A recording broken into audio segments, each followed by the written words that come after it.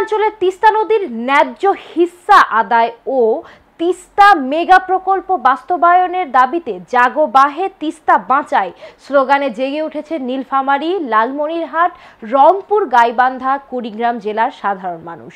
বাংলাদেশ জাতীয়তাবাদী দল বিএনপি রংপুর বিভাগের সাংগঠনিক সম্পাদক ও তিস্তা নদী রক্ষা আন্দোলন কমিটির প্রধান সমন্বয়ক আসাদুল হাবিব দুলুর নেতৃত্বে তিস্তা পানি বন্টন চুক্তি ও মহাপরিকল্পনা বাস্তবায়নের দাবিতে আগামী 17 ও 18 ফেব্রুয়ারি টানা 48 ঘন্টার অবস্থান কর্মসূচির ডাক দিয়েছে। কর্মসূচিতে বিএনপির ভারপ্রাপ্ত চেয়ারম্যান তারেক রহমান ও কেন্দ্রীয় নেতারা সহ 5 জেলার বিভিন্ন শীর্ষস্থানীয় রাজনৈতিক নেতারা সংহতি জানিয়ে বক্তব্য রাখার কথা জানিয়েছেন।